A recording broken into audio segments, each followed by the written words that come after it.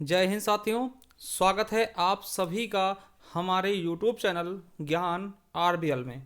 आपको पता है साथियों कि हम देख रहे थे संविधान के बारे में और हम पहुंच चुके हैं भाग 5 यानी संघ।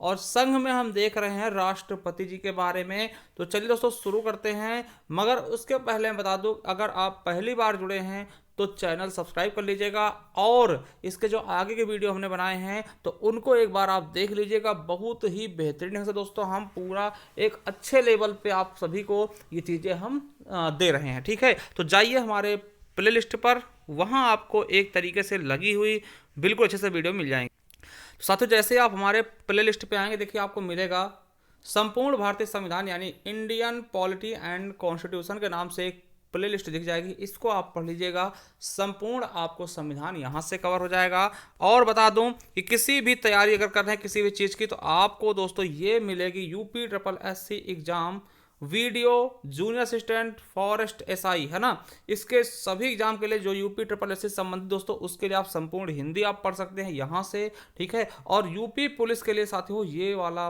प्ले लिस्ट आप पढ़ लीजिएगा, बहुत ही अच्छे से हमने इसमें कवर कराया है। ठीक है, इसके अलावा मैं एक चीज़ और बता दूं आपको कि यहाँ पे आपको उत्तर प्रदेश पुलिस स्पेशल, ठीक है सॉरी यूपी स्पेशल मिल जाएगी। ठीक है, यूपी स्पेशल की हमने क्लासें दी हैं, 23 क्लासें हैं मात्र, तो जा करके एक बार देख लीजिएगा, बहुत कुछ आपका कवर हो जाएगा। चलिए दोस्तों शुरू करते हैं। तो चलिए साथियों शुरू करते हैं राष्ट्रपति जी के बारे में। और आपको बता दें कि हम इसके पहले वाले वीडियो में आर्टिकल 60 तक देख चुके थे, तो अब हम शुरू करेंगे आर्टिकल 61 से। चलिए देखते हैं। तो देखिए आर्टिकल 61 क्या कहता है साथियों कि राष्ट्रपति पर महाभियोग, यानी कि अगर राष्ट्रपति जी को हम उनके 5 वर्ष के पहले कार्यकाल से ही उनको उस पद से हटाना चाहते हैं तो दोस्तों उसके लिए हम महाभियोग ला सकते हैं। किसके आधार पर? तो बता दें आपको, महाभियोग किस आधार पर लाया था तो दोस्तों संविधान के अतिक्रमण पर। जब संविधान का अतिक्रमण करते हैं महामहिम राष्ट्रपति जी, तब हम उन पर क्या लाते हैं? महाभियोग लाते हैं। और यह क्वेश्चन कई बार पूछा गया है कि यह प्रक्रिया कहाँ ली गई है, यानी कि महाभियोग की प्रक्रिया कहाँ से ली गई है तो दोस्तों अमेरिका के संविधान से, ठीक है, यूएसए से ली गई है। ठीक है, ये चीज भी आपको याद रखना। आपको पता होगा कि डोनाल्ड ट्रंप पे दोस्तों 2 बार महाभियोग लाया गया था ना अमेरिका में। ठीक है, चलिए अब देखिए एक क्वेश्चन आपके एग्जाम में आता है कि भैया जब महाभियोग हम राष्ट्रपति जी के ऊपर लेकर आने वाले होते हैं तो कितने दिन पहले उनको हम बताते हैं। तो आपको पता है कि 14 दिन पूर्व इनको ये सूचना देनी पड़ती है कि भैया हम आपके ऊपर क्या लेकर आ रहे हैं? महाभियोग लेकर के आ रहे हैं। तो ये भी आपको याद रखना है कि 14 दिन पहले हमें दोस्तों राष्ट्रपति जी को बताना पड़ेगा। ठीक है, अब देखिए आप सोचेंगे कि सर कौन कौन भाग लेगा इस महाभियोग प्रक्रिया में। तो देखिए जो लोग उपराष्ट्रपति जी के चुनाव में भाग लेते हैं ना, यानी कि सांसद, जितने भी सांसद चाहे वो निर्वाचित हो चाहे मनोनीत, समझिएगा इस प्रक्रिया में संसद के दोनों सदनों के यानी राज्यसभा और लोकसभा के सभी सदस्य, चाहे वो निर्वाचित हों या गैर निर्वाचित हों या मनोनीत हो, दोस्तों कोई मतलब नहीं, केवल वो सांसद है दोस्तों तो इसमें भाग लेगा। ठीक है, और देखिए ये क्वेश्चन आपका कई बार पूछा गया कि महाभियोग दोस्तों किस मतलब कि महाभियोग किस सदन से लाया था दोस्तों। तो किसी भी सदन से ला सकते हैं।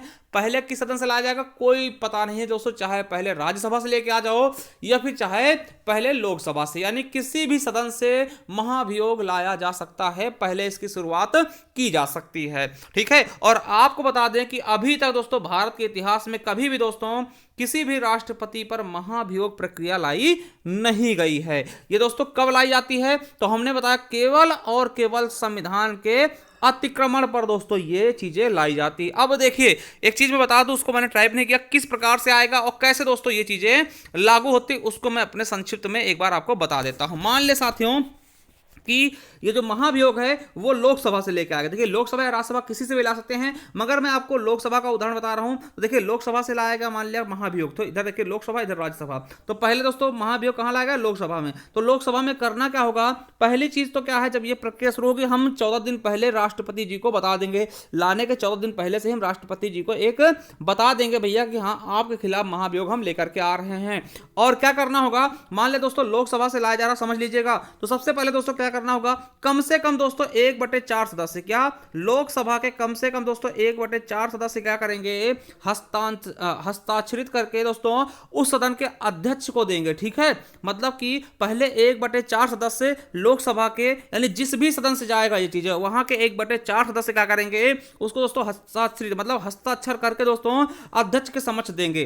ठीक है, फिर दोस्तों इसी सदन में इस प्रस्ताव को, ठीक है, इसी सदन में इस प्रस्ताव को दोस्तों 2/3 सदस्यों द्वारा क्या होना चाहिए, पारित करना चाहिए। किसी सदन से, जिस सदन से लेकर के आ रहे, पहले क्या होगा, पहले 1/4 सदस्य क्या करेंगे, उस पर हस्ताक्षर करके कि हाँ भैया हम राष्ट्रपति जी के खिलाफ लेकर के आ रहे हैं, और लोकसभा जो अध्यक्ष होगा उसको दिखाएंगे। फिर दोस्तों उसी सदन में 2/3 सदस्यों द्वारा दोस्तों इसको पारित भी करना होगा। ठीक है, समझ गए ना। अब देखिए फिर क्या होगा, यहां काम खत्म होगा, आप दोस्तों जाएगा राज्यसभा में, यानी दूसरे सदन में जाएगा, और वहां पे क्या करना होगा समझिएगा, वहां पर भी दोस्तों इस महाभियोग को दोस्तों क्या करना होगा, 2/3 बहुमत से पास करना होगा। ठीक है, अगर दोस्तों राज्यसभा से भी 2/3 बहुमत दोस्तों मिल जाता है इसको, ठीक है, जांच के बाद दोस्तों आरोपों की जांच भी करेगा। देखिए इस समय राष्ट्रपति दोस्तों उस आरोपों की मतलब कि समझिएगा ऐसे आरोपों की जांच भी की जाती है, और राष्ट्रपति दोस्तों अपनी बात स्वयं कर रख सकता है, या फिर दोस्तों अटॉर्नी जनरल की सहायता भी ले सकता है कि भैया हम ऐसे नहीं है जैसा आप हमारे ऊपर इल्जाम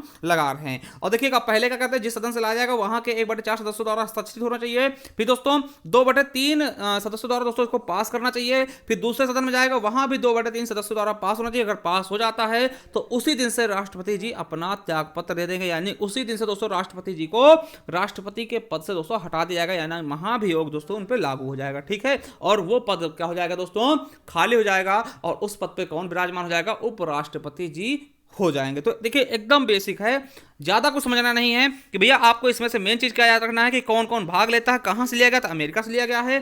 ठीक है, किस लिए लाया था, अतिक्रमण पर संविधान के 14 दिन पहले बताना होगा, और किसी भी सदन से दोस्तों ला सकते हैं इसको, ऐसा नहीं कि राज्यसभा लाना के पहले लोकसभा, किसी भी सदन से लेकर के आ जाओ, और इसमें सभी लोग भाग लेते हैं, यानी पूरे सांसद इसमें भाग लेते हैं इस प्रक्रिया में। और महाभियोग अभी तक लगाया नहीं कि दोस्तों अमेरिका से लिया गया। तो बहुत अच्छे समझ गए होंगे, एकदम बेसिक तरीके से हमने बताया है।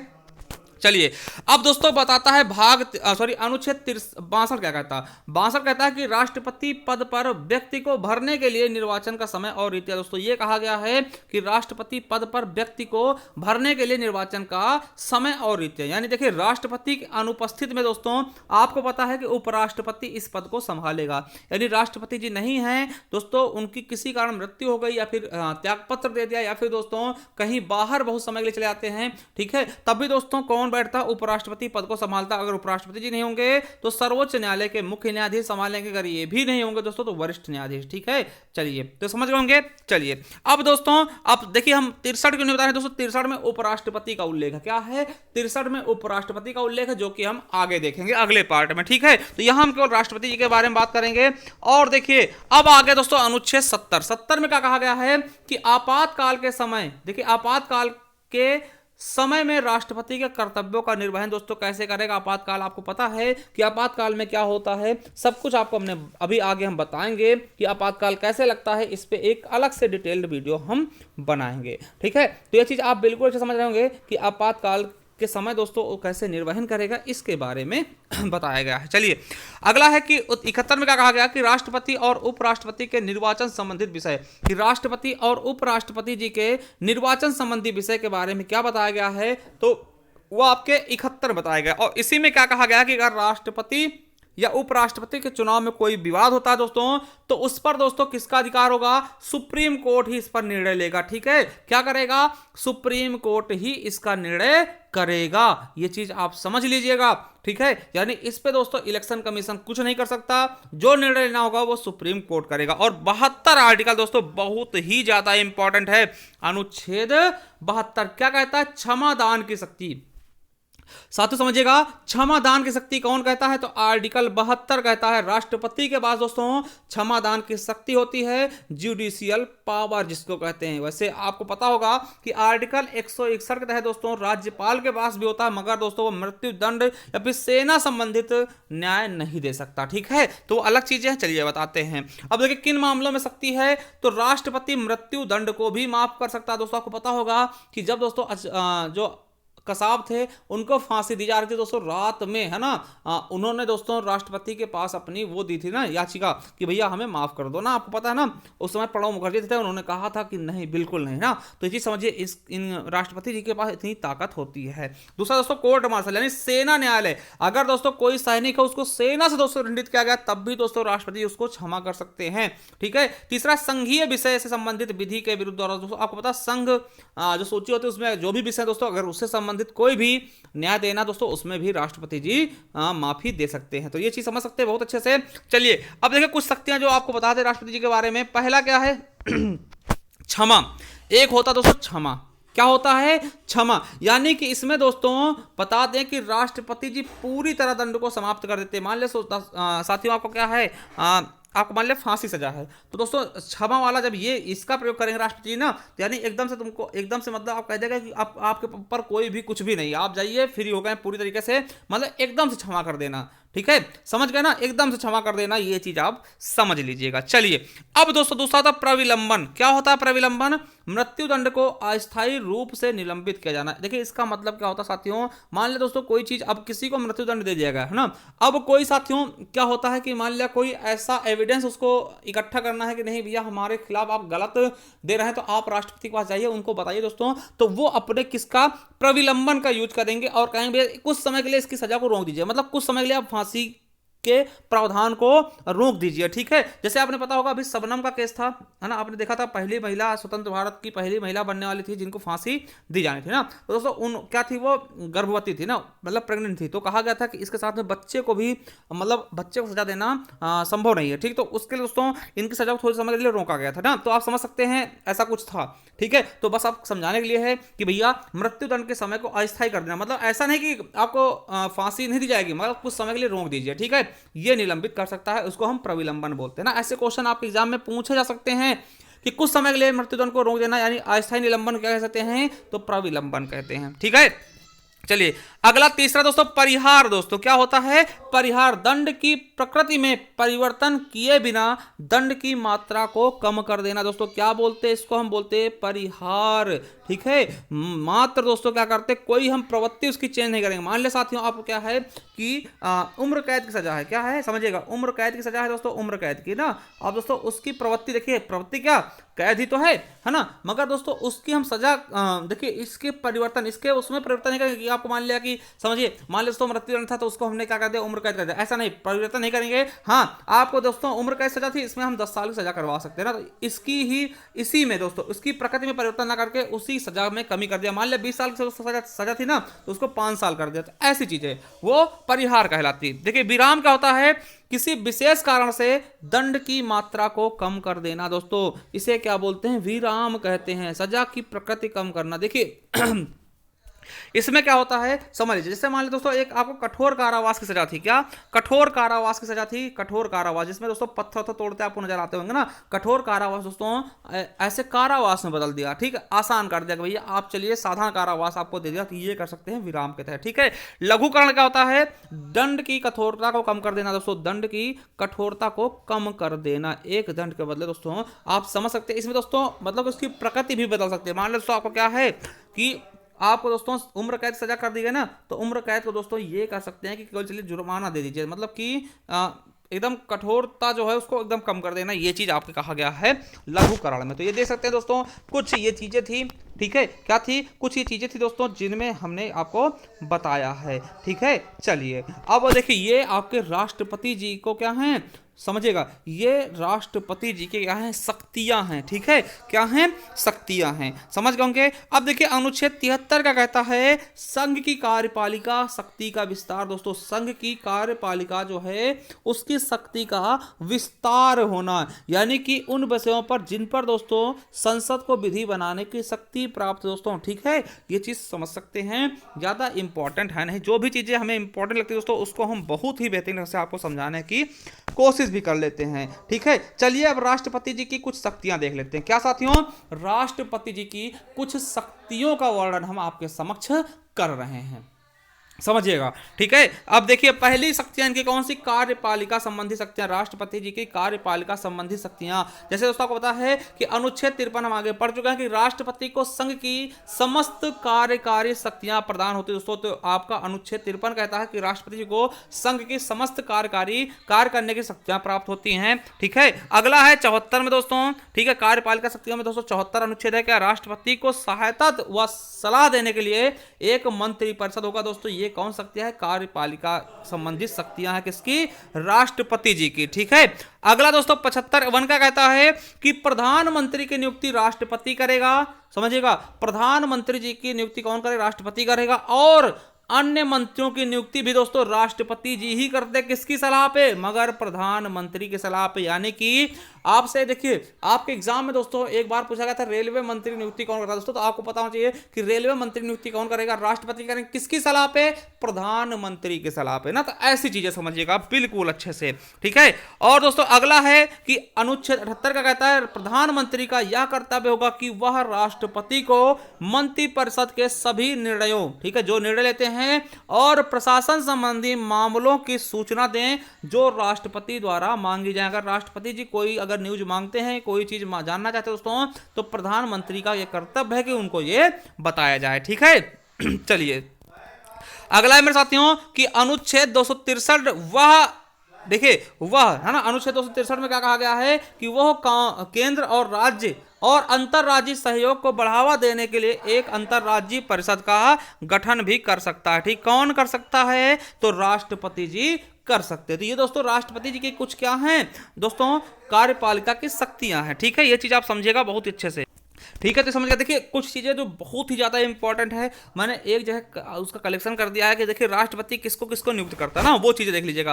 पहली चीज, संघ के प्रधानमंत्री को होता है, प्रधानमंत्री नियुक्ति करता है और प्रधानमंत्री सलाह पे अन्य मंत्रियों की भी नियुक्ति करता है। उसके अलावा राज्यों के राज्यपाल की नियुक्ति कौन करता है, राष्ट्रपति जी करते हैं। ठीक है, उसके अलावा साथियों उच्चतम और उच्च न्यायालयों के न्यायाधीशों की नियुक्ति कौन करता है, राष्ट्रपति जी करते हैं। भारत के महान्यायवादी जो कि प्रथम विधिक अधिकारी होता है अपने देश का, उसकी भी नियुक्ति कौन करेगा, आर्टिकल 76 आपको पता होगा ना, याद रखेंगे बहुत इंपॉर्टेंट। उसकी भी नियुक्ति कौन करता है, राष्ट्रपति जी करते हैं।